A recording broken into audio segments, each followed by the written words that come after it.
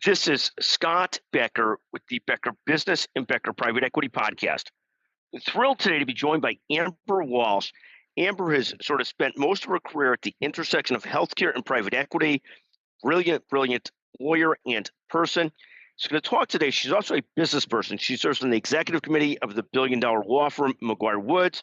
She's going to talk today about strategic planning. Amber, let me tee it up and ask you to first take a second to introduce yourself, and then let's talk about the length and time and thoughts about strategic planning. Absolutely. Thank you, Scott. Yes, as you said, in my day job, I'm a healthcare private equity and transactions lawyer.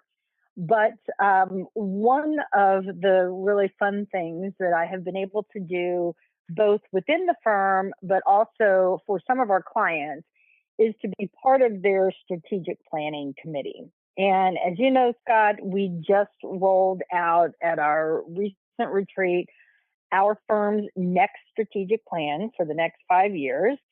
But I've also been part of this recently in the past year for a couple of clients. And I've spent a lot of time thinking about what is that perfect length of time that your plan should speak to. How many years in the future should it speak to? And when does it make sense to have a longer plan versus a shorter plan? And when you start on the next plan, because it is a process for most organizations to go through it. It can be exciting, but also exhausting to kind of work through that process. Well, and talk about that, because also on top of that, the amount of time and effort that's put into it, there's this issue of making sure they're workable strategic plans, and there's also the concept of, do circumstances change? Does the world change? Do things change? So how do you look at the length of a plan when you think about these things? Yeah, absolutely. I think the classic time period that I happen to agree with, that most experts who are consultants in this area, regardless of the industry, will say 3 to 5 years for your plan.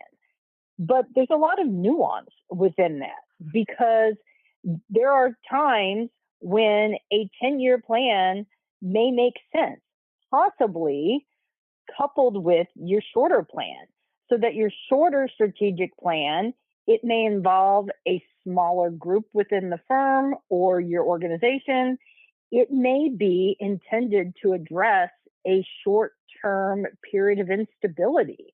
So I think about in the private equity industry, over the course of the past couple of years, when there had been a tremendous amount of scrutiny on private equity investment in healthcare, if investors or the organizations that support the healthcare private equity industry had simply sat and waited for their next strategic plan to come around without pausing for a moment to react to that moment in time, that would have been silly and useless.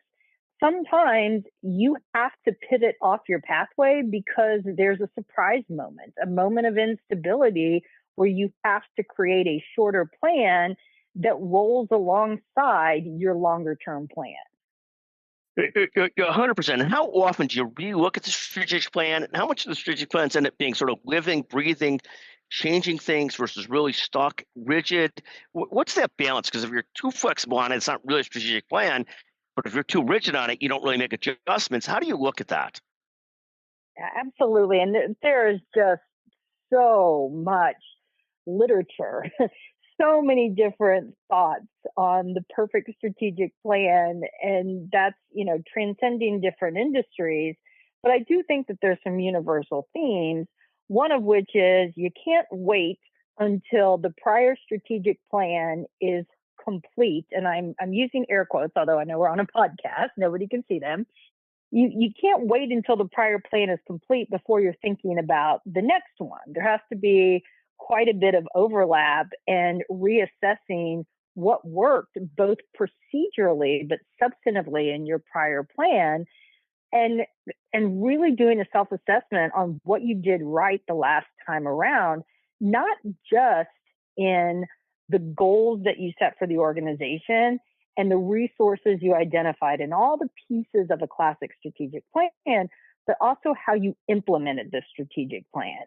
And most of the experts and most of the literature ultimately talk about the failing of a strategic plan is more often than not in the poor implementation of the plan, not in how the plan was originally set.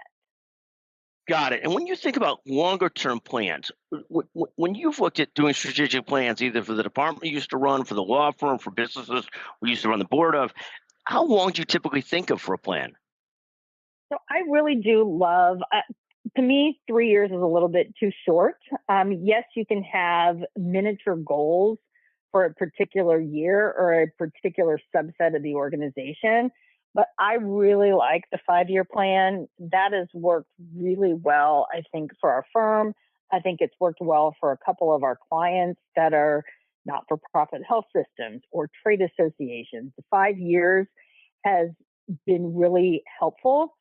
And I think about this quote that is often attributed to Bill Gates that I just love. And I think there's so much in this very simple quote.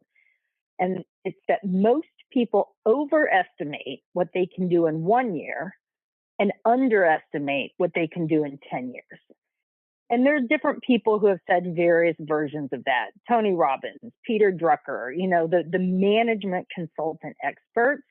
Even Warren Buffett, in his book The Snowball, talks a lot about the power principle and that exponential growth that allows you to look over a long horizon in a way that's very different than short term. And I think that Gates quote is so interesting, and it's relevant to this question of what is the right time period for a strategic plan, because it cannot be so short that you're going to be constantly frustrated and demoralized because you haven't achieved everything in that short period of time.